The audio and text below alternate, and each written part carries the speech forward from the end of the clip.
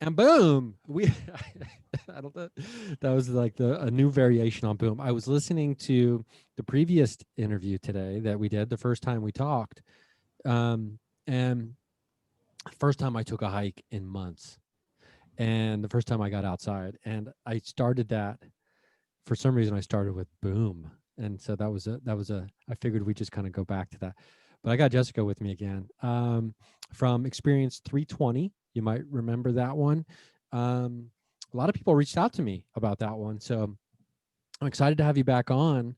It was an interview with you and Oscar, Hmm. for people so they remember. And uh, we didn't even really have small talk here. We just kind of, you said something, and I was like, "Oh, what's going on?" And I said, "How you doing?" You said the universe is a what was it you It's said? a weird and magical place, but I meant weird with a Y. Oh, wait, You know the difference? wait, weird with a Y, like Mhm. uh, we. Where does the Y go? WYRD. Oh, I Yeah. don't know the difference between. Yeah. So weird with a Y, it means like following the path of life or being led down the path of life. And weird, spelled the other way, is kind of a negative way of expressing that symbol. Oh, okay. I never Yeah. I never knew that. Yeah, it's funny when I was listening to the podcast you just did with your friend where he interviews you, and you were saying the woman kept calling you weird, and I just kept seeing it as with a Y. I was like, he's so weird. He's definitely following the path. Yeah, Daniel Noah had that idea to interview me. I was like, "Well, that's okay." Okay. But yeah, I hadn't thought about that for a while, but it struck me as quite strange and peculiar how often she called me weird. Mhm. And I think that's why it stood out and stuck with me for so long. But okay, so weird with a Y, that's like the way to go, it sounds like. I It's mean, the way that's to own it. that's living, right? Hmm. Um, that's really living. So it's funny because I'm listening to the interview today. I never go back and listen to like the recordings, and the interviews. I just don't want to hear myself talk, right? Know the feeling. So I'm not. But I was like, you know what? I need to. I was like, I'm taking a walk and I'm listening to this before we get into it today. And there was so much stuff, and I was like, I should be listening to all of these um, later.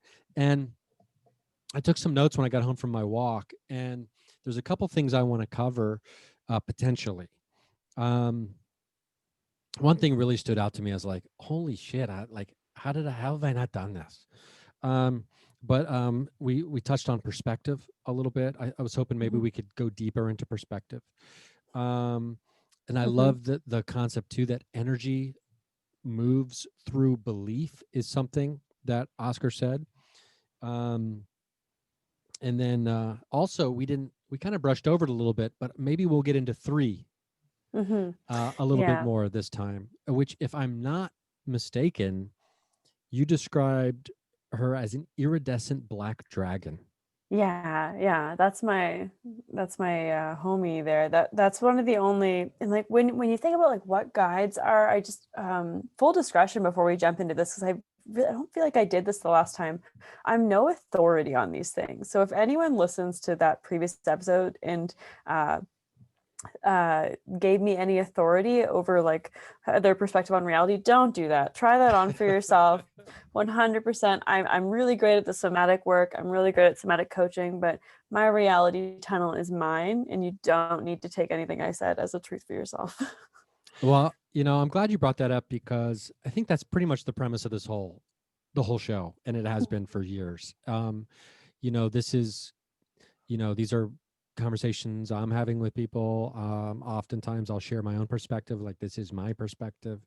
Um, like we talked about in the first interview, which I thought was a beautiful description from Oscar about what reality is. It's like pick up a ball that's got 1,000 holes in it and look through one of them, and they're all the same and they're all different and they're all right and none of them are right. Hmm. That kind of thing. And none of them are wrong. So, and I mean, we're really experiencing that now, whether it's, the behaviors of people in this country, who are being called insurrectionists, and being charged, people saying that they committed treason and things. I mean, they I there is that fine line between, like, do you have empathy for people who are intolerant? Are you tolerant of intolerance and the danger that comes there? It's a very popular meme, like, you can't be tolerant of intolerant people, right? That's Mm, like a very popular thing going around. But there's a difference between that and also trying to have empathy and understand, how did these people get there? mhm, mhm, I'm not tolerant of fascism. I try to practice empathy and understand, how do people get behind certain figures or personalities throughout history, right? And believe that this is the right thing to do, when the rest of the world seemingly is like, whoa. mhm. So I mean, I think that's such a great example of just how extreme different realities can be when we're talking about that in general. Yeah, I was I was I was kind of like hanging out just within my own mind talking to Oscar about that, because I was seeing those memes about like, can you tolerate intolerance? And I was like, what would have happened if the like Hitler's right to propaganda was taken away from him, and like if that got shut down, and he just showed branching out of all these realities. He's like, some not that, but who's to say something else wouldn't have happened on the line? It would be a different reality. Yeah. And So, yeah, there is a big difference between, being a active pacifist and also just kind of just letting anyone do anything they want. I mean, that's kind of, exactly. I don't know if we want to say that's anarchy or not, but um Mm.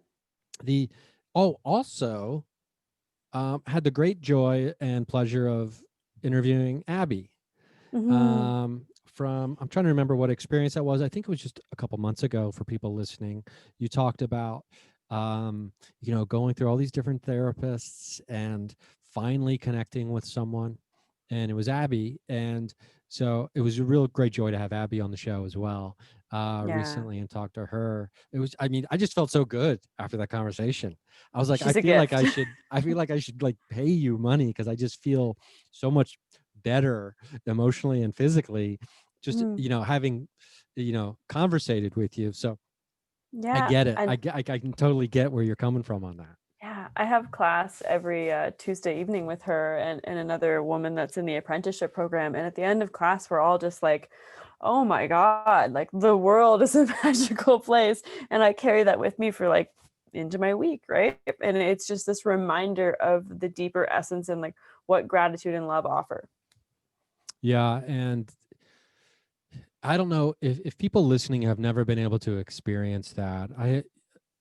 You explained exactly how I feel whenever I would leave a session or uh, a class with Sarah Goff, who was a shamanic Reiki healer, who, when she was in Los Angeles, I would see. And then she would have Wednesday night classes that I started going to.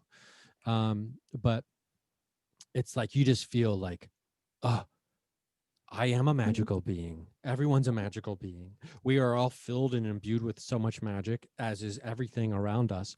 Let's see Mhm. what magical things we can do. And then by the Mhm. time that starts to wane a little bit, boom, you're back in class, Yeah, and yeah. you're reminded. And it's such a gift. These people are Mhm. such gifts to the rest of us. Yeah, well, they teach you how to tune into a specific channel of experience. And I think like one of the there's there it can become an issue if that's the one that you're trying to live in all the time, because there's a bunch of other channels. It's good to learn. And whenever I work with clients, my main goal is like, okay, you've got all these channels going. Can we comfortably stand in all of them at the same time and let them happen? Can you be okay in uncertainty? Yeah, and that is, I think we covered a little bit of that last time. I was talking about, the elevator and going up, and Mm-hmm. how it can be scary being inside the elevator, and it's the uncertainty, Mm-hmm. of what's happening to us. And the message from Oscar was, hey man, just let it go, Mm-hmm. just relax. And I also looked up the Latin word for appreciate. Oh, cool. I forgot. Yeah. Yeah, I I remember, like, during the interview, I was like, I'm writing this down right now as soon as you said it, and I just hadn't looked back over my notes. But so Mm, I made sure I looked up the Latin word for appreciate, which is um, appre- ap- why am I not being able to say this? Latin's Appreciatus. hard. Appreciatus. It's like appreciatus. Mhm. And so appreciatus. And What does it mean? it basically means to rise in value, and it changes meanings over time a little bit, and be fully conscious of. Mhm. And it fucking hit me so hard when I read this, because when I'm looking up these meanings of, the Latin form, because one of the big messages I always get every single fucking time I talk to Sarah is, you need to know your value. You need to become aware of the value you're offering. Mhm. You need to value yourself more. You don't have enough self-worth value. You're not Mhm. doing it. You're still not there. You say you understand, but you're not doing it. And so I'm just like, oh my God, like, of course that's the word. Of course that's what it means. Mhm. Um, and I think many people can relate to this and manifest itself in different ways, but it's just like, oh, I'm not worthy of something, or I'm not worth it. Someone else should, you know, people are wasting their time on me. I'm not worth, that whole kind of Yeah. not good enough feeling.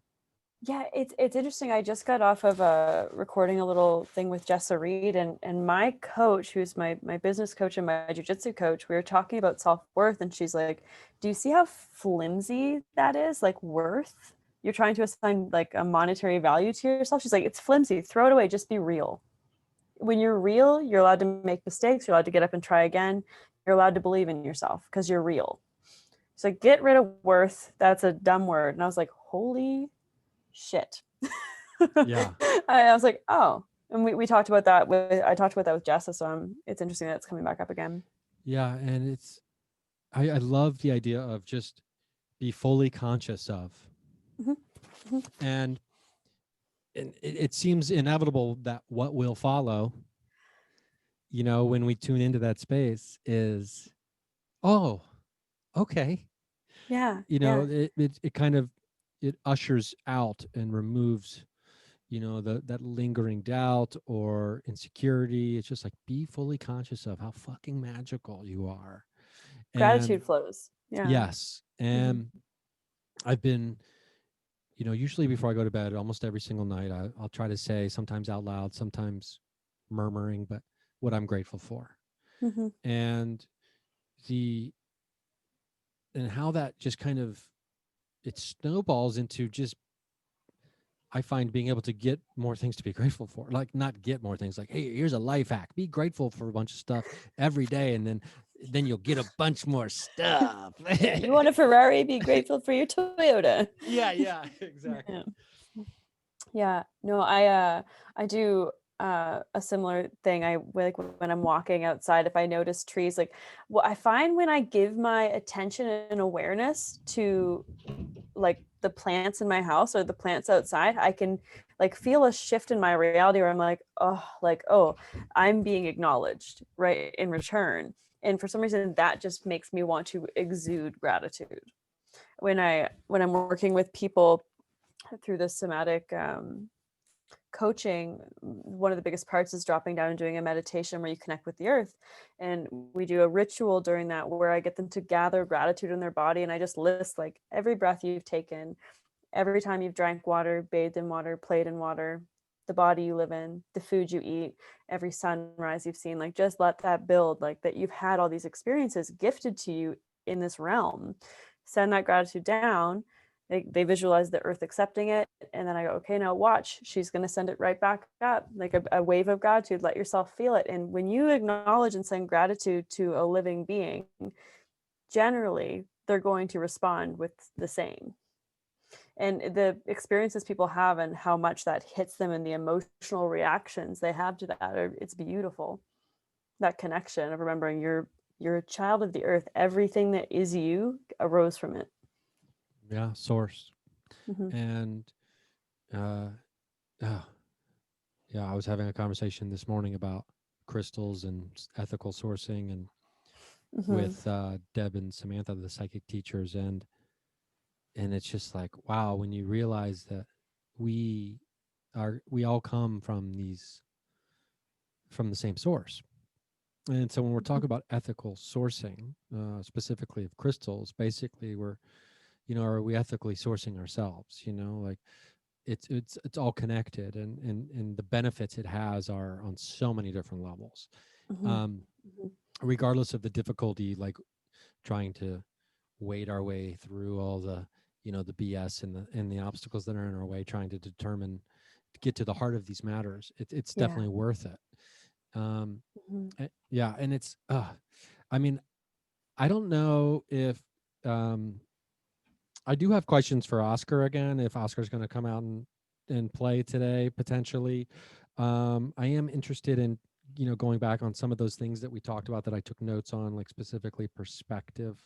Mhm. Um, and I think the big takeaway for me from going back and listening to that first chat we had was that we are the co-authors of our stories. Mhm. And whether we realize it or not, and the symbology and the symbols that we're using to tell the story of ourselves does have great effect Mhm. on us, whether we realize it or not. And sometimes we don't realize these things. But and the funny thing too was, like, when Oscar told me, he's like, if you want to walk through walls, just do it on the astral plane. Go Mhm. walk through some walls. And I was like, oh my God. Like, there was so many times where I was listening today, and then I would audibly out loud as I'm walking through the trail be like, oh, and then like half a second later I'd hear myself on the recording go, oh. Have the So same reaction. yeah. So like people around me probably were like, what's this guy doing? He's and then laughing. Um, but the thing that's really stuck with me too was the co-authoring aspect of this reality, right? Like, Mhm. I used to tell people, like, I'll know I've really made it when I can walk through a wall, when I've decided that I'm able to walk through these walls. Mhm. But in a way, it makes me want to, like, even reshape that, like saying in a fun way, being like, I'll know I made it when everyone knows and believes that I can walk through these walls. Mhm. And that's the co-authoring aspect. It's like we're a team. We're in this together, and we all have a pen, whether we realize it or not. Yeah, yeah, that was so funny when you were holding the pen and he said that. I was like, well, this is just Yeah, where we're going. Yeah. yeah. So funny. I just wanted to mention, like, there's moments where I go through questioning my entire reality around this, like, and as anyone would, where I'm like, have I fragmented my psyche? What is happening? But that's usually when I'm blocking out all of the experiences that have reminded me and reassured me. And 3 weeks ago I had asked for a break, and whenever I ask for a break, I immediately forget that I asked for a break and I am sad. And I was walking at the dog park with my dog where all the Oscar reassurances seemed to happen. And I had my headphones off and I was just like, can, like, just give me any sign that he's outside of my body. And this young dog came running by and I just hear the owner screaming, Oscar, come back. Oh And my I was God. like, fuck off.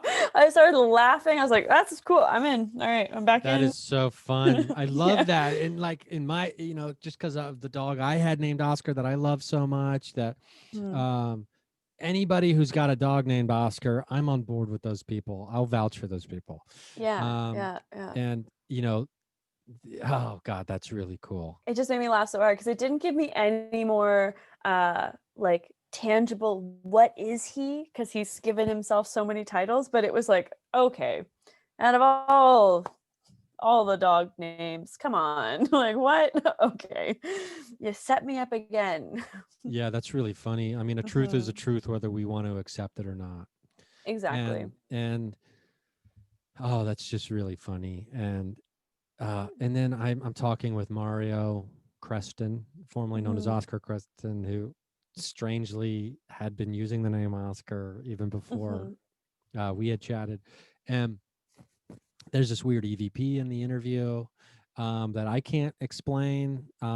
If I mute my track, the voice doesn't disappear. If I mute Mario's end, it does disappear. So it definitely came from that side of the recording while he was still speaking. And as far as EVPs go, um, I love it. Out of all the EVPs I've gotten over the years, I just really, I can't really make a lot of sense of this one.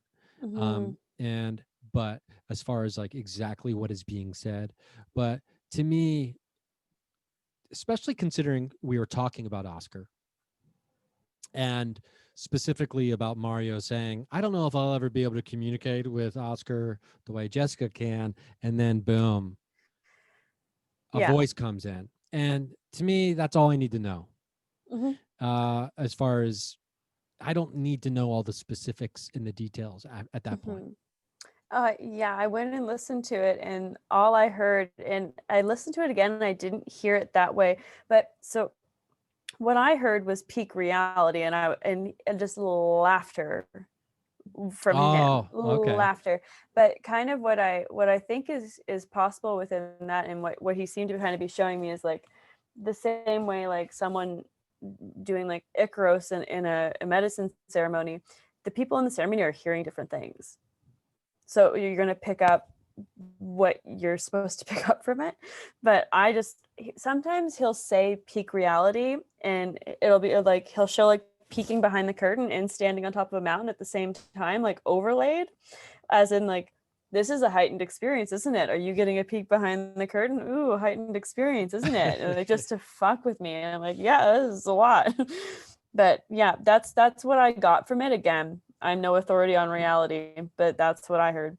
Well, pick up a So, ball and there's 1,000 different holes to look into, and right? a lot of people that I work with, like when we're doing visionary work, guiding them into maybe guide work, guiding them into deeper experiences, sometimes I hear him say like, I'm going to go in and help. And I'm like, hey, this was one very specific experience. Actually, it was beautiful. I was like, can you hold on? Let me ask her. And before I got to say that, she goes, a very bright light just came in. What is that bright light? And I was like, I was like, I don't know. And she's like, is that Oscar? And I was like, I think so. I think so. Yeah. So people have experiences with him. Sometimes they say they feel energy on their shoulders because the way we seem to work is he goes into their space, holds the energy, and is in that space with them. I work remotely. So, and I do the guiding and he does the space work. I don't know what that means, but that's just what the experience is. Yeah. I mean, well, it seems to make sense when I hear you say it. Yeah, I Because know, right? I know, and like I'm still at the point where I'm like deeply questioning um, what I'm doing because again, belief in the self and self worth. Even though I've been working with, I think I've worked with over like 300 people since I recorded that podcast with you. Like it's been a lot, and it's been beautiful. Even if it's only been like through consults and they haven't booked a session, we've done work in 15-minute consults. And I was like, you're good. But it's been really interesting, and I lost my thought train. well, I think when it comes to questioning your own reality, and I mean, I can relate Hmm. 100%. I can relate multiple different, there's been different things in my life that have just made me be like, okay, I've fucking lost it. Or, Yeah, and I don't think that goes away ever. Um, no, I think I'm learning that. yeah. And that's part of the gig, as they say. Um, because of all the conversations I've had with people who are deep in the woo, right? And, you know, there's, Hmm. I've never been talking with someone about this specifically, whether it's just hanging out or whatever, and had anyone ever say to me, I never have any doubt whatsoever anymore. 100%. I'm, 100% locked into all this and never have any questions or doubts. I've never heard anyone say that.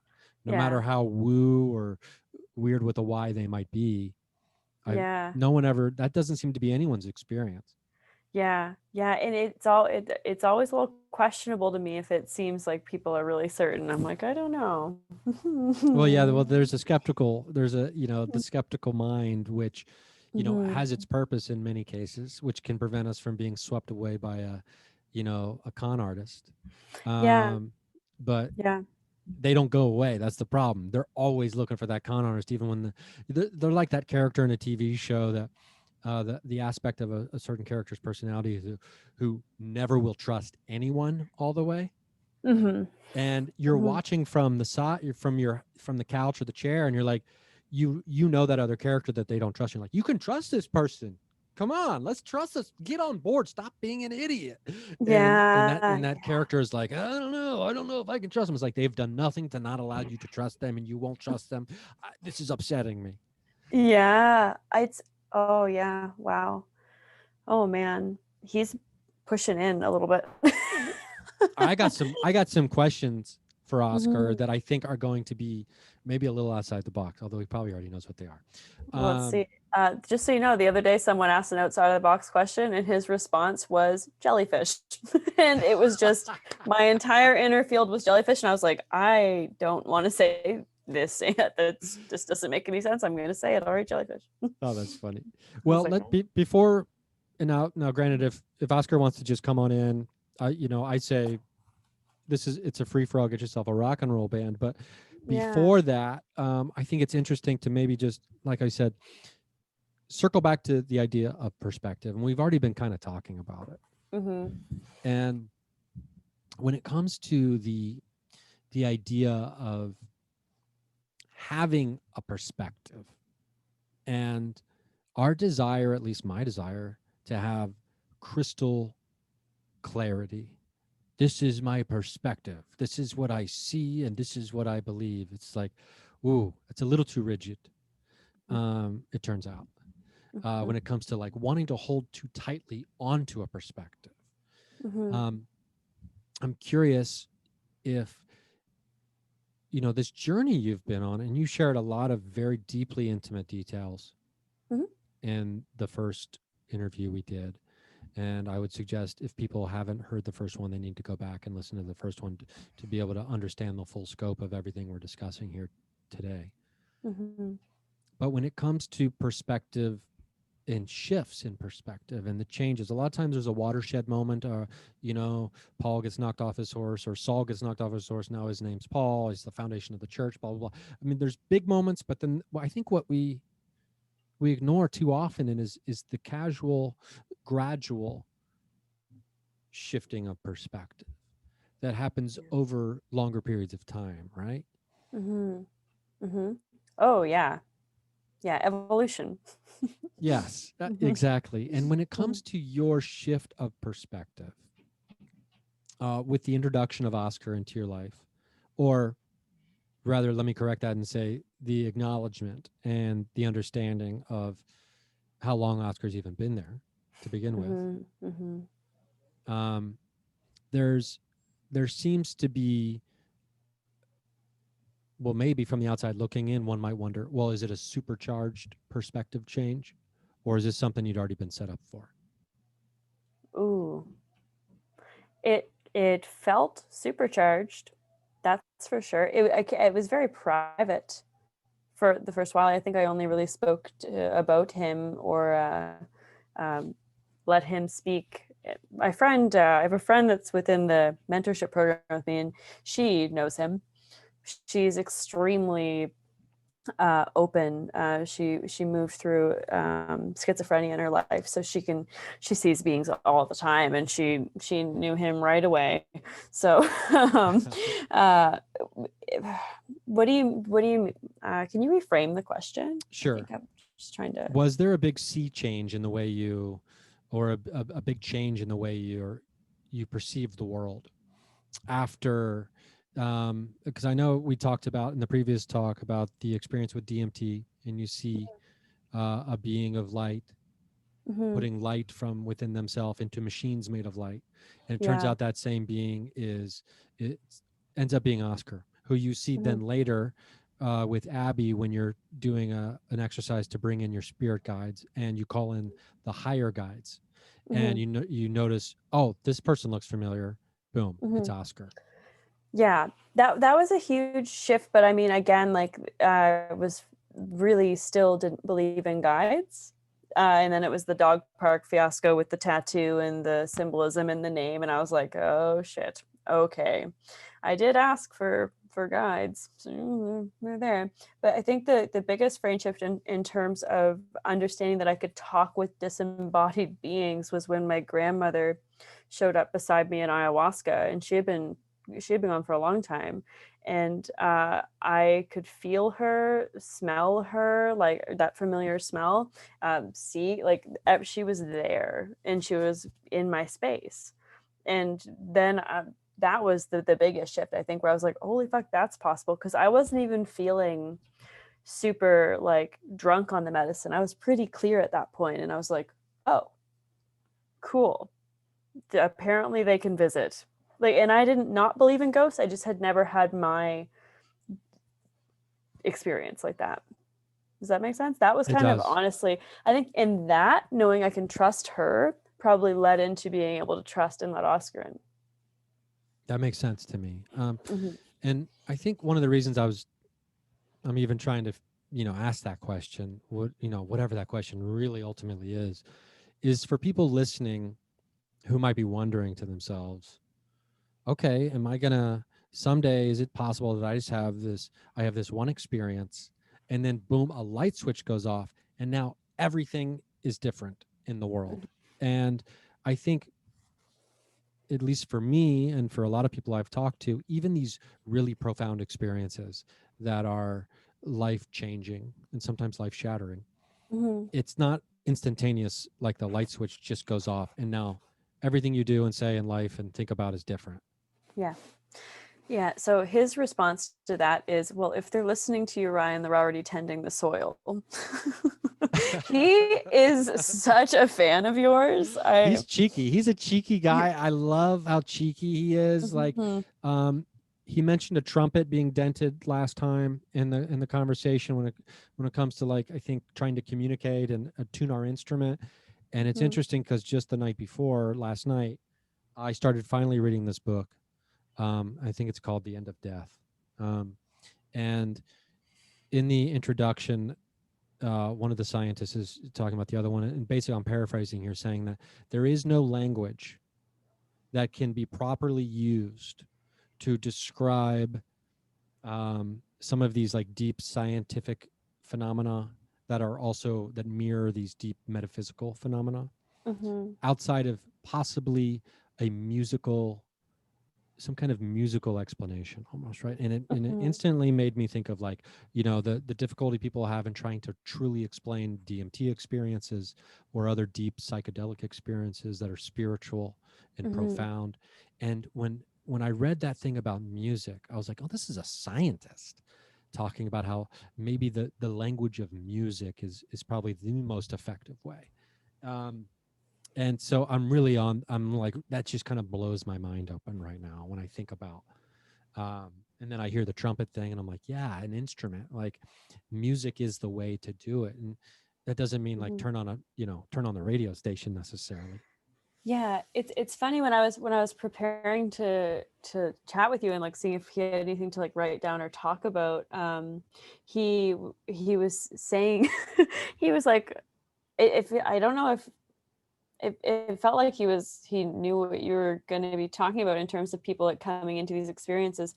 One thing that I've been running into a lot of people that doubt their ability to have these experiences, and it's like, no, every human is capable of telepathy.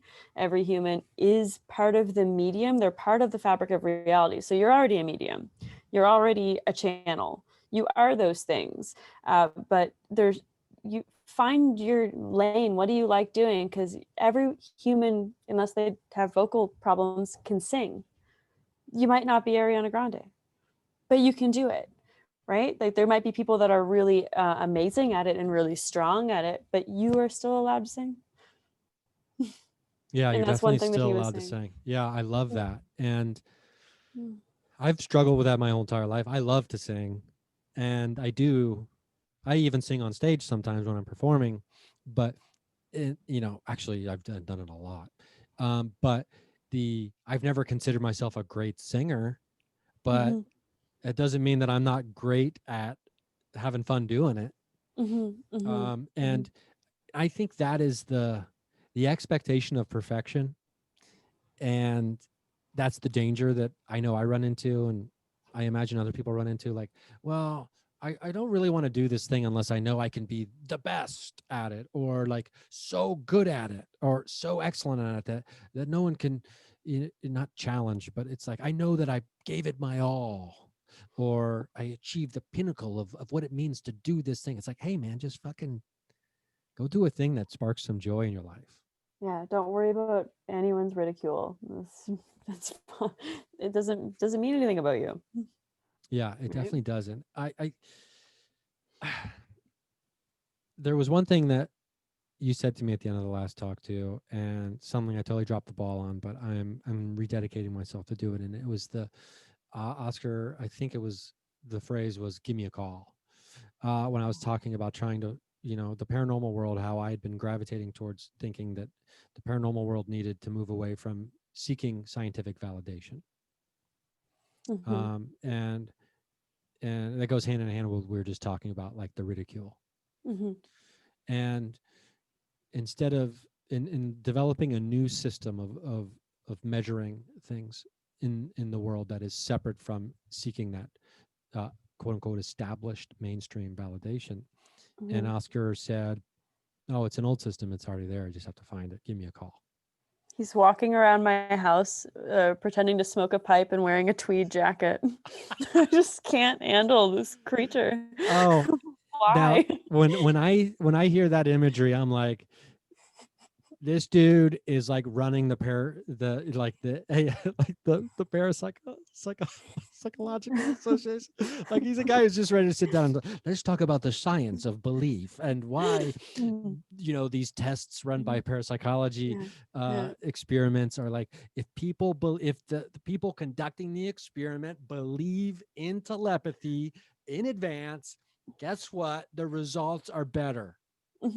He's saying it's so stuffy. It's so stuffy. And he's like, stuff. The second meaning, stuff, stuffy, stuff. Yeah, Stuff. that's really funny. And Yeah. because that's Mm, exactly how I think about like the hardcore, scientific skeptic and paranormal phenomena, and just mhm. in the magic of the universe. It's stuffy. It's like, oh man, it's so stuffy in here. Can't we just have some fun and like admit Mm. that there's some shit going on in the universe that is unexplainable? Yeah, yeah. Are we allowed to have fun? There's a I asked him if he wanted me to write anything down, and I just channeled a bunch of I just wrote what he was saying. One of the things that he said was, use the structure to explore, but be nomadic about it. Why would you build a cage to climb inside of when it took so much work to get free? Bad Ah, habits. I mean, tell this guy to get out of town. I just in the last 2 weeks developed a structured schedule with one of my therapists. Mhm, And for me, the idea was I need to be more um, structured to a certain degree to be able to get all the things I need to get done nowadays, because I've become so much busier. mhm.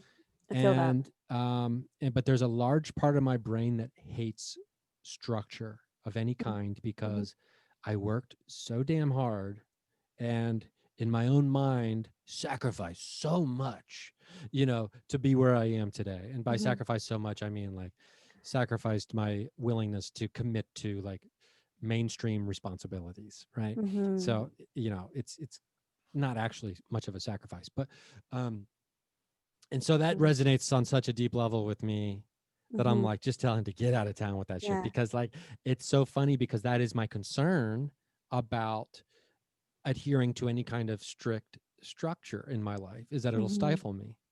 Yeah. So when you just for fun, when you kind of feel into that belief of I hate structure, where do you feel it in your body? It's in my chest. Yeah. So um yeah, yeah. it'd be curious to see like where did you first learn about structure? Where did this distrust of it come in? Like what was the original beliefs built around structure? Because a lot of people that comes from generally a masculine energy within their life. Yeah, and I Like feel a little pulse in my throat too when I yeah, I was really think feeling about it. that. Like I was like, ooh. And Yeah. that's what my whole shtick is. My body responds if I let it to. I was listening to the last episode that you did with your friend, and when he was talking about empathy, and I was listening to the evolution of him talking about how he worked through and like building boundaries and like figuring that shit out. And that's kind of what I walk people through. Is if you're identifying as an empath, empathy is a tool. It's not a personality trait. But if right? Wait, don't wait. I gotta edit this out because no, Yeah. because I have been calling myself an empath for way too long to accept that it can't be an identifier. Um, Yeah. no, that's really great that you bring that up. Yeah. So when I work with people, I use the seven chakra system not because it's real or true, because it's a really beautiful map to overlay on your consciousness to just help organize your consciousness, because we're just atoms vibrating. So if we don't want to be chaotic anymore, bring in that structure. And then when I work with the solar plexus, that represents the I am. But if you think of like the idea of like the universe is within you, okay, well, this is your sun, this is where you radiate your energy, right? This is your life source. So when I work with people, I get them to envision that sun and then radiate that warmth around the body, and I'm like, that is how you assert your boundary. So you don't assert your boundary with your throat chakra, you assert it with your solar plexus. Push that energy out around your body, feel what that feels like. That's your energetic boundary. So when you were talking about putting a bubble around yourself before you go on stage, I was like, yeah, there's different ways to do this. There's different maps you can use to explore this. There's not one path, but that is that, like, learn how to protect your energy, be a sovereign being. But most of us are taught, and when when you said uh, you grew up and you had your brother in your room, but you never had your own space, right? You were Yeah, never yeah, allowed to assert that boundary, to have to close the door and be in your own energy. There was always the availability ability for someone to come in and out, right? So learning yeah, to assert that. yeah. I guess I didn't even consider that. Yeah, So my I space do, has never been my own, so why start now? because you can. Right? Is like the idea, like, oh, I didn't even know that I could. I didn't even know I could put up these boundaries. Yeah. And this is the thing with empowerment and people, that I think the main thing, like within our culture, is no one feels empowered. They're all feeling like they're a slave to the system, but they don't feel empowered because they don't know it's their birthright to be empowered, right? It's their birthright to be autonomous over their own energy. But we're not taught that, and the programs that we receive are disempowering, to the point where a lot of people build up walls, and then we call them narcissists because they're using people as pawns because they're not emotionally connected. And the other people call themselves empaths because they don't have boundaries and they're taking on everything. Yeah, and it is, when you can like sit and think about it and apply these ideas to the world and the way you see things unfolding around you, you can have these moments of clarity, Hmm. like, oh man, if everybody just knew how powerful they were, Yeah. right? and Hmm. and how do we get there to Hmm. like just have everybody understand that, like, yeah, the media lies to you, sure, everything Hmm. is an ad that uses sex to sell, that tries to trigger parts of your brain to make you feel like you need this to be more attractive, Hmm. or blah blah blah blah blah.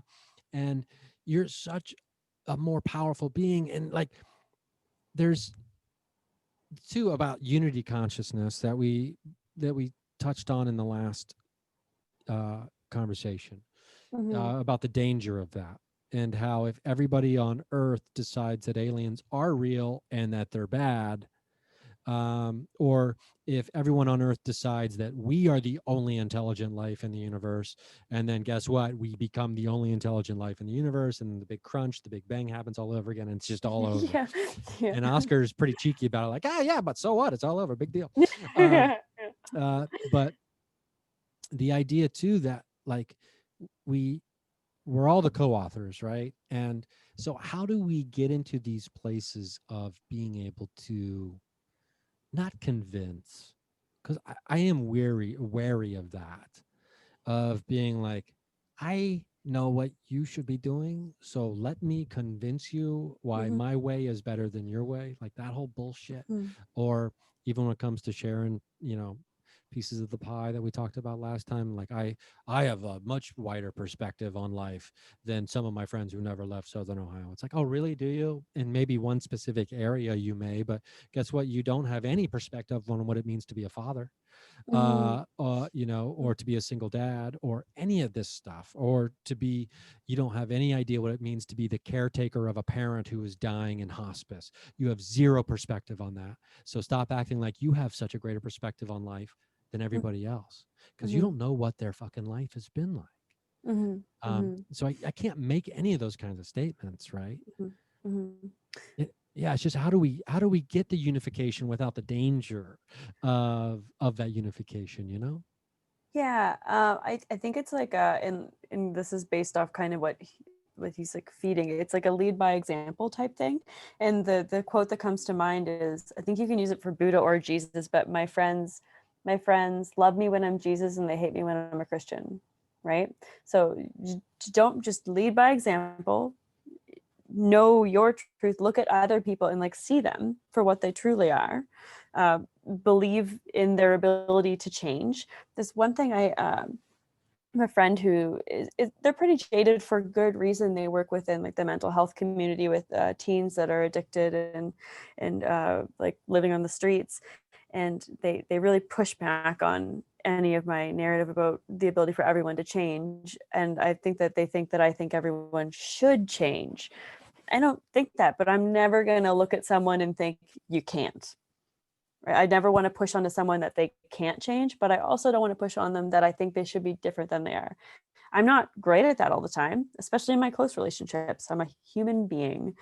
Clearly, I want my partner to do things different sometimes. Uh, but when it comes to the world, like, can you accept? Can you trust that everything's happening the way it's supposed to happen? And relax into it and enjoy the narrative and be of service where you can be, but you tend to the part of the garden you can touch. I think it was Jack Cornfield that said that, which gave me so much relief, because I used to think that when I was younger, I was like, I somehow feel like I need to save the world, but that's a lot. And I can only, one, work on myself and be loving and compassionate for the people that come into my life. That's really all I can do. That was a hard lesson for me to learn last year. And I learned it in regards to the Black Lives Matter movement. And for so much of my life, if I feel like I can't change the whole thing, I feel like well, then everything I do is worthless. It's not enough. And Mm, it'll cripple me from being able to do anything, because I want to do everything. mhm, And mhm. coming to that realization was very difficult for me, in profound. Is there something's going No, on over there? he goes, the splatter effect, and then I just saw an egg exploding hitting the wall. I was like, yep, that's what energetically that's what it feels like. It's like, I can't help anyone. Yeah. Yeah. And and you can feel, I could Mhm, feel helpless, and mhm, it would immobilize me. mhm, And then forgetting that, the simplest way is to just, like you said, tend to the garden that you can of the dirt that you can touch. And it's not easy to keep that in our frame of mind all the time. mhm. Yeah, um he's such a big fan of yours. He's like, Ryan, you realize you're doing a great job. You're well, doing a thank you, really Oscar. good I job. appreciate it. I still feel like I'm not doing nearly enough. Mhm, But mhm. the I this is one of the outside the box questions I've got for Oscar. Yeah, let's hear it. I'm telling you, this is a total curveball. Okay. I'm curious if Oscar, like, I know Oscar is old as the beginning of time, right? Or like that's like he just pointed to the beginning of time when I think last time I said, "How old is Oscar?" This time you Oscar, broke the watch, so I don't know. that'll teach me. Mhm. That'll teach me to think I have a grip on a The firm answer on time something about Oscar. you I'm curious about what Oscar's dream is. said you're watching it. Oh, okay. I think that like it's the everything, right?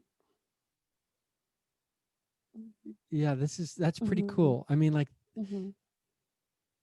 ah, I don't know what that means, but he just goes, well, "You're watching it." well, to me, it means this. It means live your dream, right? Like, Mhm, when someone is living their dream and another person says, "Hey, what's your dream?"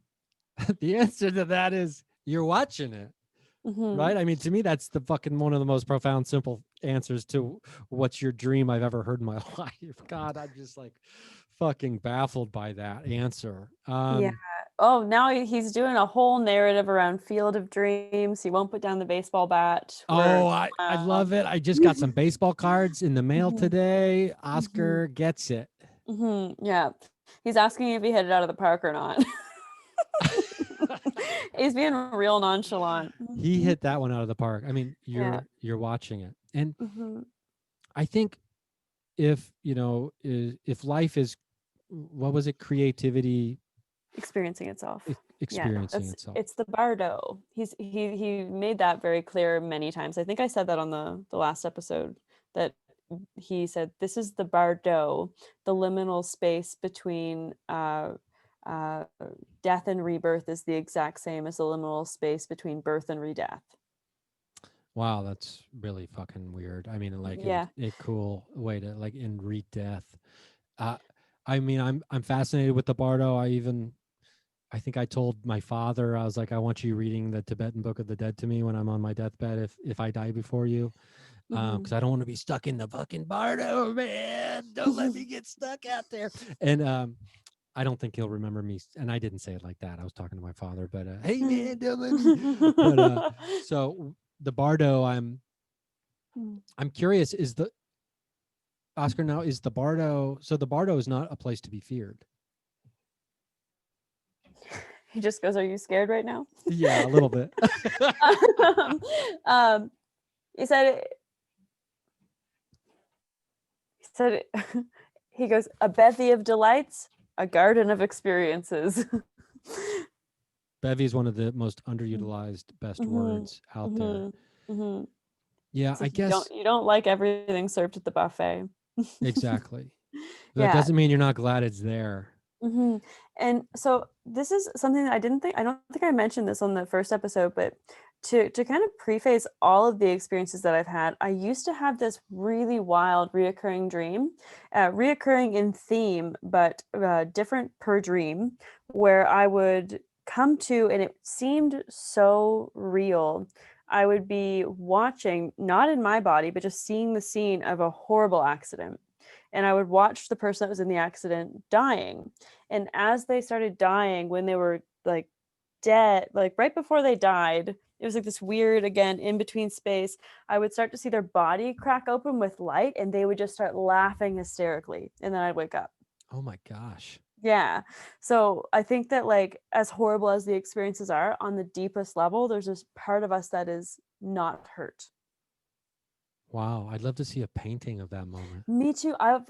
Always thought, like, if I could find a filmmaker that wanted to recreate these, they're like, I can call each one back in easily. Right. That's really cool. Or yeah, or Mhm. even like someone who's pretty skilled with a pencil could Yeah. I mean, I paint. love drawing. I should probably just try to draw, Yeah. but I mean, yeah, that'd be a Mhm.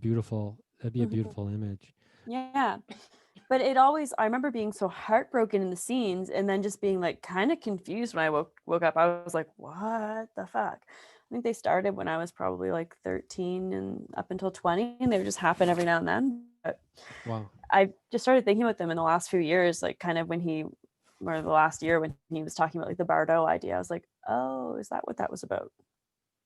Yeah, I was gonna ask, is the we talked a lot about the meaninglessness of time, and what I mean by that is time isn't real, and how we can change our DNA coding, and we can heal our past in our present, Mm-hmm. and our future, etc. So time isn't linear in that way, and Mm-hmm. so I'm curious if the meaning of these dreams is, or at the time, like, are they put there, is it kind of just this like timeless pot of clues and information that can later be used that you just at the time don't realize what they mean? He's told me before that, and I've said this in session to people because he's offered it, that when you look back on your life, it seems like an elaborate setup. Hmm. But I don't think that's true for everyone. It definitely feels true for me, But I'm sure there's other people out there experiencing different reality tunnels where that is not the experience they're having, but it's definitely the one I'm having. Yeah, I mean, as basic as this may sound, I mean, as a kid, I was so obsessed with baseball cards. Hmm. And, I was like a 7, 8, 9-year-old kid. And I bought these. There was a few different cards that I got as a kid that were probably, maybe 15, 20 bucks, 25 bucks at the time, Hmm. which was very expensive to me. And I find these cards within the last 7 months. And some of these cards now potentially worth, over $1,000. And so it's like younger me was setting me up, even though I forgot all about these cards Hmm. for decades, right? Hmm. And Hmm. then on the flip side of that, there's times in my life where I feel like everything is a setup, that it's like a Truman Show almost. And this is when a little bit of paranoia starts to creep in a little bit.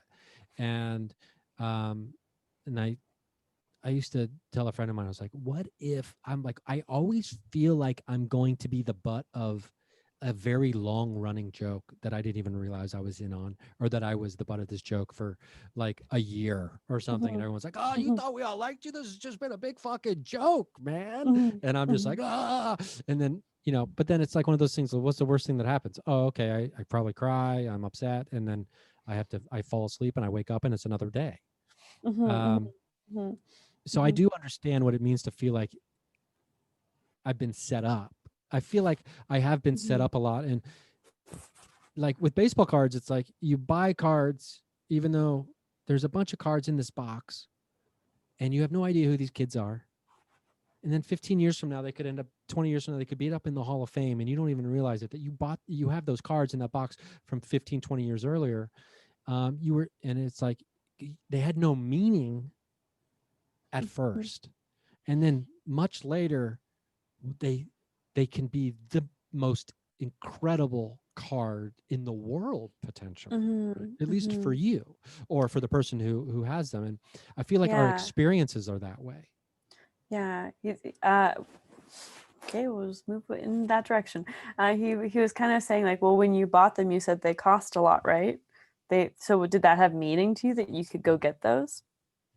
Sure. I mean, yeah. I mean, I saved up Hmm. all my recycled bottle money or my paper route money, and I would go, yeah. Yeah. So it appreciated. Oh, wow. Appreciatus. There was Yeah. appreciatus there. Yeah. Yeah. Hmm. Yeah.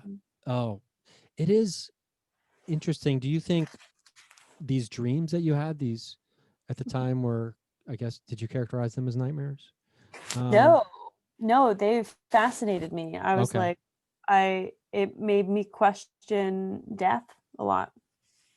I was like, well, Okay. they're bursting into light and they seem really happy. They were more confusing because I was really emotionally wrapped up in the trauma of the scene because a lot of the time, like loved ones would be with them or the paramedics would be freaking out trying to save this person. And then they would slip away and then burst into laughter. Like it was the best day of their life, like absolute hysterical joy. What And a I was like, turnaround. that's awesome. Yeah. But why I'm confused. What's happening here? Do you think those have appreciated for you in Uh, time? they definitely gained a lot more depth with the experiences that I've had in my life. Yeah. Yeah, for sure. And like just the experiences that I've had kind of with my grandparents that have passed away, um, they seem happy. They seem content. They seem very joyful and at peace. So I hope that that's the experience that they had. I don't know if that's Yeah. what they got. Like I volunteered in a hospice for a long time, and I don't think I ever. I'm sure that they happened, but I never witnessed a really a deep struggle with death from anyone there. Like I know it happens, but I I don't want to say I'm not afraid of death because there's a million parts of me that are, but I'm so glad I've had the experience both through dreaming, real life, and whatever mediumship might actually mean or be. Yeah, I don't know. Yeah. Yeah. You talked about how you're, I think it was uh, when you were going through the ayahuasca ceremony, you were wanting to like know how you died. Am I remembering this Oh correctly? yeah, I was like, "How do you die?" I was like, And "No, you're not ready." Yeah. And so this was a couple weeks ago for me. I was doing a meditation. I believe it was on the full moon. Mm. And I must have been on one or something, right? During this meditation. Cause I was like, I'm ready to see how I die. I'm like, I'm not afraid. I'm like, I'm not afraid. Show me how I die. And then another part of my brain was like, man, I don't think you should be doing this. And then another part of my brain was like, you need to shut up and stop being a coward. We're ready for this shit. And I'd be like, I am ready to see. Show me. You can show me how I die. And then, there was that part of me that was like, you need to shut the fuck up before this gets real. Yeah, like get away from the edge, man. Yeah. But in many ways, I wonder why and if have we always been this preoccupied with death? I wonder if Oscar has insight into that. You said it's a theme. when you read the title of that book, The End of Death, he was like, ooh, I don't like that. He's like, that's boring. Let me hold on one quick second. Mm-hmm. Are you gonna do a book drop? Oh. It's much different than that. It's much different than The End of Death. It's The Death of Forever by Daryl Rainey, A New Future for Human Consciousness. So it's much different than The End of Death. It's actually talking about the death of forever. But I think, I have no idea. I know it's a lot of scientific and it's also a lot of woo stuff in here, I think, where they're trying to maybe tie in stuff. Like I said, I've only read maybe like this book was highly recommended to me from someone. I wish I could remember it, but like 2 years ago, I think. This is why I bought it. But how about The Death of Forever? How's that strike you, Oscar?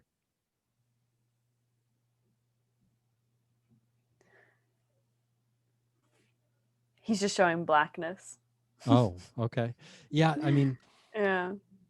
I guess when it comes to the death of forever, I don't even know what the fuck that means. Because me either. We talked a little bit last time about how we had a shared fear of like the ultimate destruction of everything. And it's a little jarring to even try to think about how you can never even think again. And I think that's what a lot of people fear death about, or it ties into like, but what about me? What happens to me? And they don't mean their body.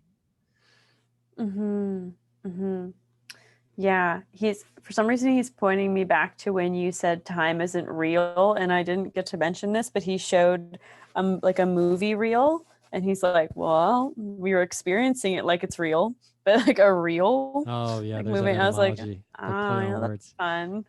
But the death of forever, he's just repeating forever and then darkness.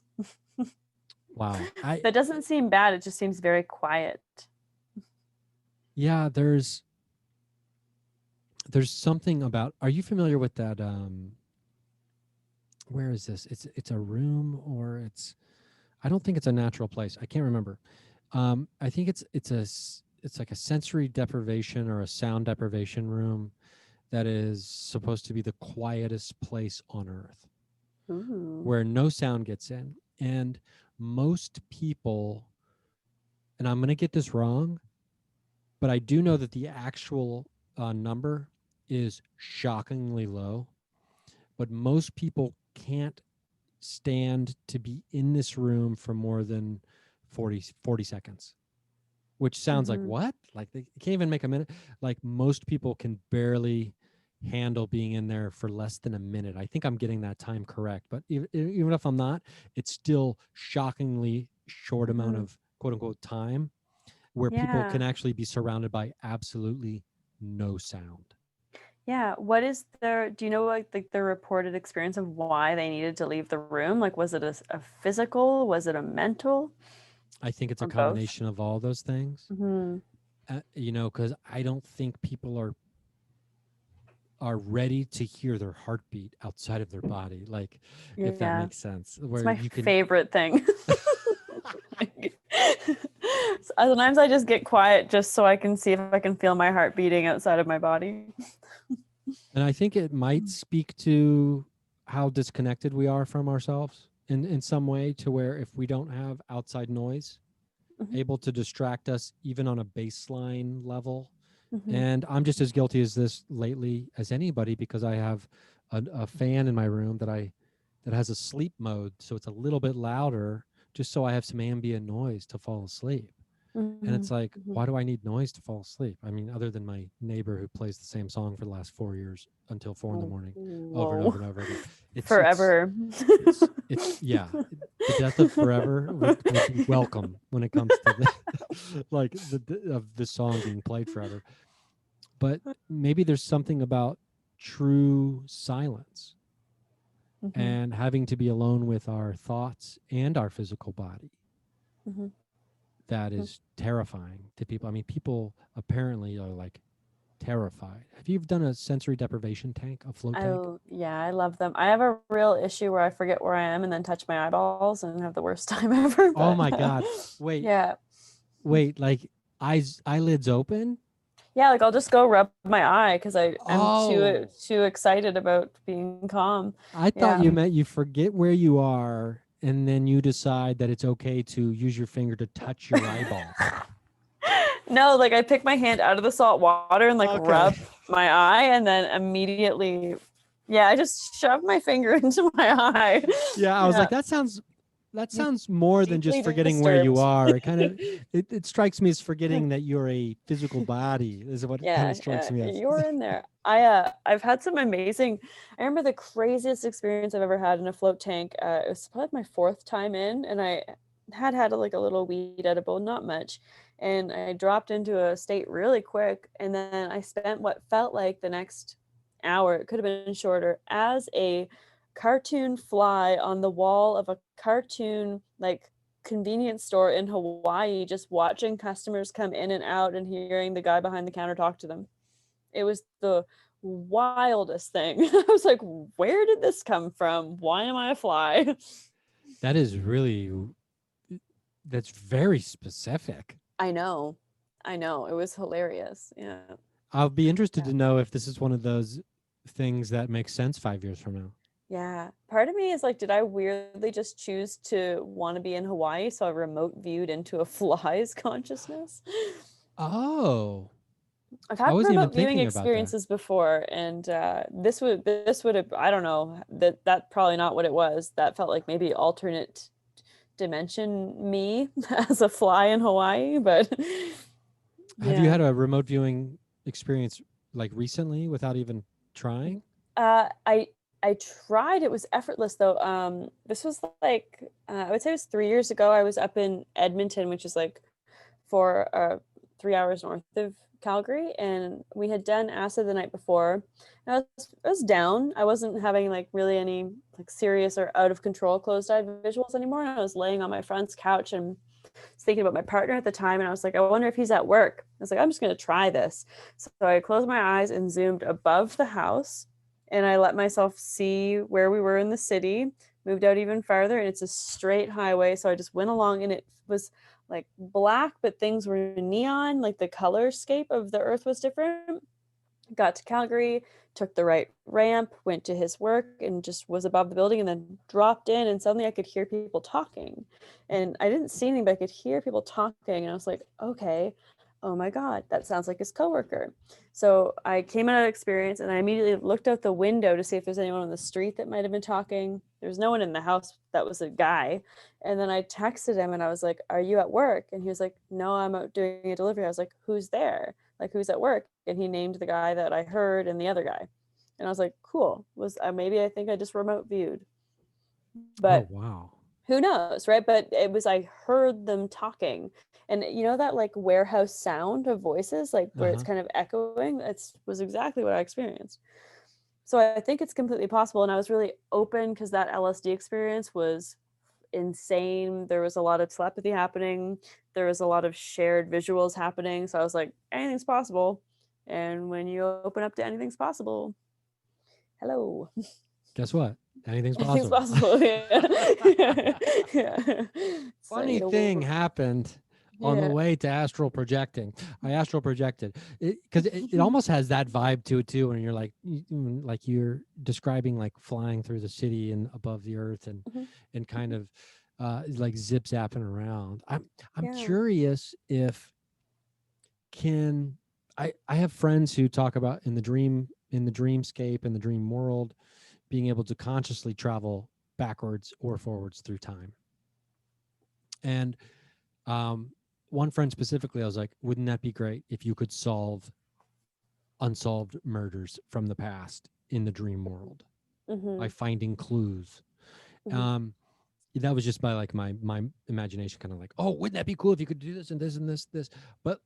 But in a more practical sense, I'm curious about the ability that we have to travel backwards in time, going into the past in the astral plane or in the dream world.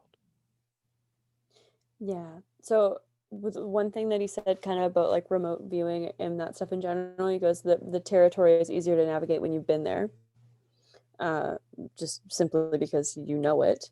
And then he was saying, in what direction would you go backwards, showing multiple strings going in different Oh, directions. goodness So gracious. like, okay, where do you lose your certainty?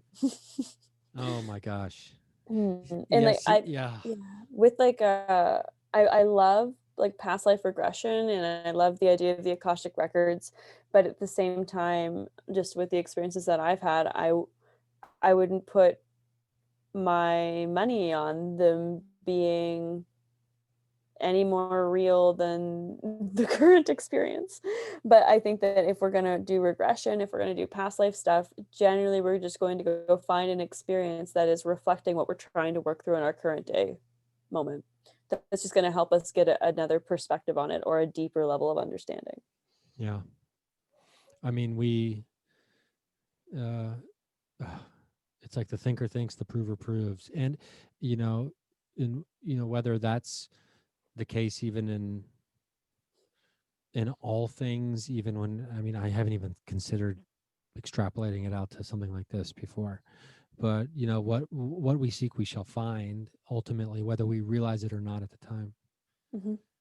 uh I Yeah, self-fulfilling prophecies. That's why when people have these limiting beliefs, it's amazing to see when I hop on like a call with someone, I'm seeing them, they're clearly have been preparing for the session.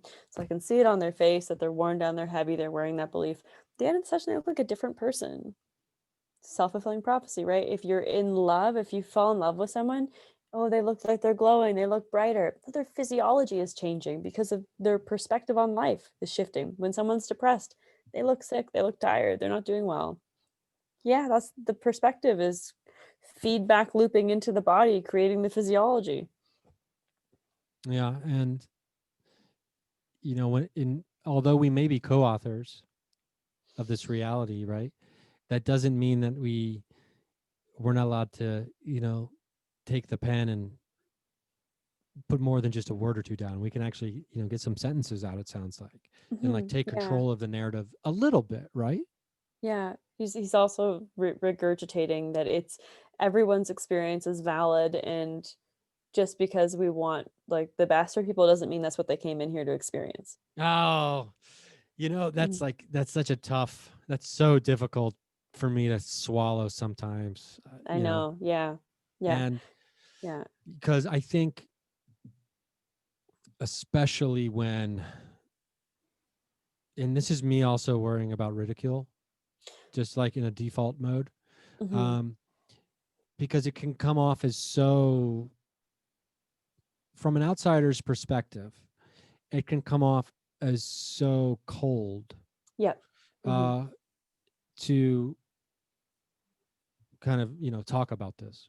Hmm. And the question that I struggle with, and the challenge that I deal with, is how can this be, how can we build the bridge between these two things so that's not the case necessarily?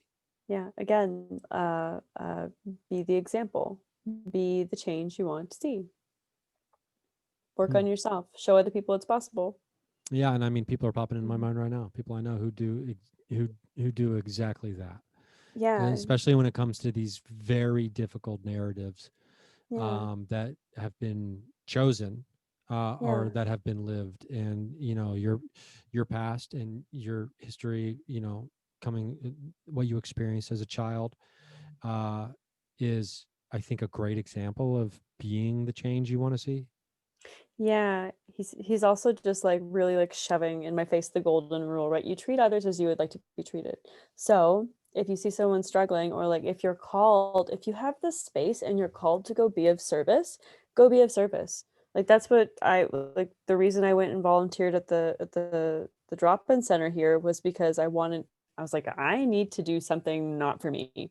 Same with hospice. Currently, right now, I'm working on me really hard, and I don't have the space. But the second I have the space to volunteer and it feels good and not like I'm depleting my cup completely, I'm gonna.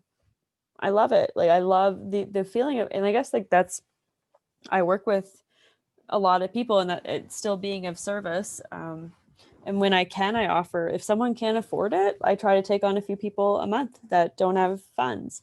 So that's also, if there's anyone out there that like wants to try it out and they don't have funds, just shoot me a message. We'll figure something out. I have limited space right now to take that on, but it's offered. Yeah, well, that's a great thing to do. I mean, that's very nice. That's really sweet. I I think it just always comes back talking to you and having Oscar chime in about embracing fluidity. And and while structure can be of service to some degree, there's a big difference, like we talked previously about. There's a big difference between structure and control. Mm-hmm. And structure isn't bad Mm-hmm. inherently. Mm-hmm. Um, and A river needs banks. yeah, yeah. Mm. God, I feel like I'm a salmon in that river sometimes, like trying to swim upstream. He said, what, he's so rude. He goes, evolve, grow legs. Now I just see myself as an upright salmon walking around, being like, "Can you believe these fish are still swimming? Hey, Yeah. Get this hook out of my mouth. Yeah. Anybody, a little help?" Seem to have been caught on something. Yeah. Yeah. Yeah. It Yeah. just You reminds me get out of of the street. yeah, get out of the stream. A buddy of mine when I was younger, he's like, "You should name your album Hook, Line, and Singer," and I was like, Mhm. "That might even be a little too punny for me," but I do enjoy it. The I think I have great apprehend. Why can't there's too many. Is there too many 'Cause it's syllables in this? Latin. He said the language is dead. Appretitus. Appretitus. I have great appretitus when it comes to having the time to sit down and chat with you again. Mhm. And to Oscar, thanks again for Mhm. for hanging around. I'm gonna pick up the phone and call this time because Yeah. um it's funny how many conversations I've randomly had where this idea of moving into a new kind of self-sustaining just system, or whatever we want to call it, um, is how many different people I've talked to who are on the same page with that. Yeah, And which is great. yeah, and so I'm excited to you Mhm. know to have those conversations with Oscar and try to figure out, okay, try to discover this old thing that everything old is new, and et cetera, et cetera. Do you want me to read all the rest of the stuff that he got me to write down before? Oh my gosh, I didn't know there was more stuff. Yeah. Yeah. Um, yeah. Okay. So he said, if you think you have it figured out, I can assure you that is false. Certainty is ludicrous. And this is in regard to, I think, a different community, but he said, sure, you are a star seed, along with every other seed out there, traveling light. That is all you are. Is that good enough? Don't turn your dreams into dogmas, please. No one has to agree with you, and the second you decide they do, you have assured that they won't. Disembodied beings have opinions. You don't need to give your power away to them. Be your own authority. Huh. That's all he wrote. Yeah. Sure, you're a star seed, but is that enough? Well, he was like, I didn't know where that one came from. I think it's because I've been like watching the narrative of like the idea of star seeds and like people getting really grabbing onto it like it's a new religion. And I was just kind of like, do you have anything to say about that? Because I was hopping on with Jessa. And he was like, sure, you're a star seed along with, and you just showed all these seeds. He was like, every other seed, they all came from that star. Sure. Like you're one, you're traveling light. Is that good enough for you? Are you good enough? Is it good enough? It's like, Yeah. wow, okay, yeah, it's good enough. Yeah. And Have you like, ever heard that Leonard Cohen song, Traveling Light? um, God, there was a period there where I was listening to nothing but Leonard Cohen. This is the one Um, right before he died. I'm not sure. I'm gonna have to. What's it's called? Traveling Light. Yeah, the whole album right before he passed away just shakes me to the core of my being. It's It's this one where unbelievable. you got the voice has become Yeah, this yeah, deep, like yeah. such a deep voice. Like, He was getting ready to go. yeah. I mean, it's strange. Like Leonard Cohen's one of those interesting people where those artists where my favorite song of his probably isn't the one I like the most. Mhm. I don't know if that makes any sense when someone just heard me say that sentence. I got it. I feel the same with him.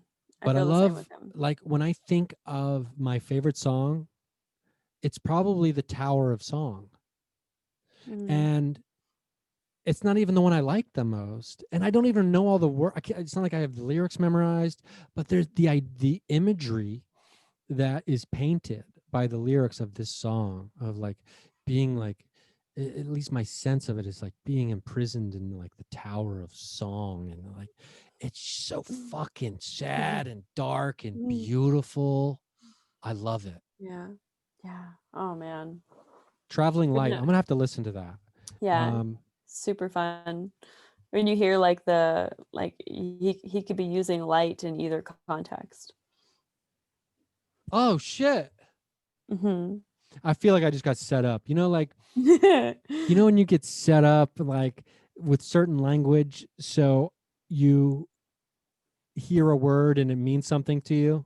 Because we're talking about star seeds and traveling light, blah blah. So traveling light, as in without a lot of things or no weight, it didn't even occur to me Yeah, because of that's what. what he Light is what he wrote there for your traveling light, or traveling light, that is all you are.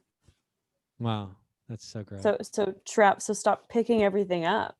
Mhm. Like put it down. Just Yeah, are you it's it's beautiful here. It's crazy that the idea of mundane exists in this universe. it really is.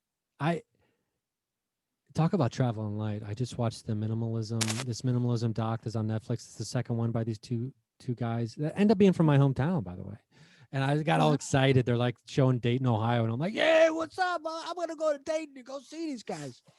And then and so like the next day, I got rid of half my closet, and I'm obsessed with what can I get rid of right now, Mhm, and that I mhm, don't need. And I'm also going to be moving soon, I think. So like I'm in like hyper light mode. I want to get mhm, mhm. light. That's all. So Yeah. that is so traveling light. I'm all about traveling light. I love that idea. Yeah, yeah, yeah, yeah. He was just saying, he's like, what can you gift and what would be better off, or what would other people get better use out of than you're getting? Hmm. Like, where can you gift these things that you have? Yeah, I took a lot of clothes to Goodwill. A lot of Mm-hmm. cool Hmm. clothes. I mean, Yeah, but I'm just yeah. like, these clothes are so cool and I never wear them. I think part of me is like, I'm not cool enough to wear these cool clothes I have. Yeah. Uh, Oh so man, I not gave them away. true. Yeah. Not true, not true. But yeah, it's like Oh man. I'm excited to see like what happens, and trying to open up the lines here, Hmm. and continuing the conversation. And it's just there's Hmm. just been so many wonderful synchronicities, um and again, we didn't even talk about three. Again, we'll have to do that another time. Yeah, I mean, three's a fairly like personal guide. Doesn't really come into any of the client experiences for the most part. It's kind of like I would say she represents like an inner strength I needed to find, Mm-hmm. an aspect of myself. Like when it comes to aspects of myself, you know how you said that you have like the animals that come up on stage with you. Like that's very much what three is in regards to my energy. That like like that fierce feminine nature that I kind of had pushed down. The experience of having it come out was earth shattering for me, like in the session with Abby. But it's not the same as Oscar for sure. Yeah, and it takes different kinds. Yeah. And there's so much we could talk about. I Yeah. have to make a stop. I mean, we're at like almost like an Kind hour of and a make half it now. stop. Yeah. Okay. So we'll have to talk more again later in the future. Mhm. But because now I just want to tell people, I'm like, oh, these animals, and like the idea that we could ever think life is mundane, and Yeah. it speaks to me on so many different levels. Mhm. And it is, Yeah. it We can makes me hop so into it another excited. time. It makes me Yeah. so excited to think about how not mundane everything is. Mhm. Like Mhm. even Mhm. this pen, like, oh wow, there's so much detail in it. Okay, it's like, is Singer Yeah. smoking weed over there? Yeah, man, I'm Yeah. smoking the weed of life. Oscar Um, is just screaming the power of gratitude. I love it. I love it. I'd Mhm. love that on a T-shirt with Oscar, a drawing of Oscar, just with a hand up, being like the power of gratitude, like screaming to the sky. Yeah. I found it showed up like a little, the stickers you can put on Instagram stories. I found him in there. I don't know what the character is, but I'm like, oh my God, there he is. If you ever see any of my Instagram stories and there's a little blue guy like sitting on the ledge of the picture, it's because it just reminds me so much of his energy. Oh, okay. I'm gonna keep an eye out for Also, that. maybe I'll see if I can send you a sticker of him. Oh, that'd be awesome. Yeah, and like, well, when I post, I'm gonna put this up here in a few hours, and I'll tag you on Instagram, and then if you share the story, throw Oscar Yeah. on there. Hell yeah, I'll do that. That That sounds sounds perfect. awesome. Well, Okay. Jessica, this has been great. Oscar, thank you again. From from the beyond, from the within, from everywhere. We appreciate it. And zen.lasagna on Hmm. Instagram. Is there any other place there that people are going to get a hold of you, or is that the main go-to? That's the one. If they're interested in working with me, the link's there on the Instagram page now, right in the bio. So, or Okay. just shoot me a message. Just chat with me there. I haven't set anything else up. By the way, he is being really ridiculous. He goes, "The light within me recognizes the light within you. Namaste." This traveling light. Oh, I love that. That almost reminds me of, what song is that? Like, it almost reminds me of this song, like, the light within me recognizes the light within you. But it's not those exact words, but there's something similar. Anyway, I'll figure it out. Okay. But and also, are you still doing the podcast? I haven't picked it back up yet. I'm getting there. Okay. When you just have to, it's the slow roll, not No, I pushing get it. myself too hard. I get it. Yeah. My coach is wanting me to record at least 3 episodes in the next month. So we'll see where I get to. Okay. Well, this Figure has it been out. great. And so, just from a mutual friend that we have, I Mhm. know that they cannot speak highly enough about, the work you've been doing Mhm. with them, Yeah. and the profound impact it's having on their Mhm. life, in the positive way. So I highly recommend reaching out, if Yeah. you're listening to this and and this resonates with you. Yeah. Short note, just correcting. I'm not a registered professional psychologist. I Okay. do it's therapy, but like if anyone were looking for like a registered professional psychologist that went to school and got a PhD or like I'm not that. So just a clarification side note. Okay. Cool. Hmm. And I'll tell you what. I mean, it's like the proof's in the pudding, Hmm. Yeah. and I don't know about anybody else, but I just don't really see pudding hanging up in a frame on a wall somewhere being of any service. Yeah. I mean, some people want it for like insurance coverage or this is the approach they Oh, want. okay. Even Yeah. for like their sometimes I think it's nice to have that cognitive approach first, but yeah. I tend Yeah. to not want to take on people's trauma if they haven't kind of laid it out with someone who's trained in trauma response because Yeah. I'm not right and I'm sure there's things that you can do that are not beneficial in those situations. So Sure. Yeah. And mhm, it's, yeah, and I'm sure during the consults, these are, if there's any exactly. questions you have, feel free to bring them up, or any Yeah, concerns and things like that. So yeah. I'm glad you mentioned that. Haven't Um, turned anyone away yet. So cool. mhm, Cool. Well, this has been great. Thanks again. I'm going to put this up tonight, so it'll be coming up awesome. tomorrow, in the past, in the future, in the present, for anyone who's listening. So this has been wonderful, and I Yeah. look forward to doing it again sometime soon. Awesome. So much fun. Cool. Take care. See ya.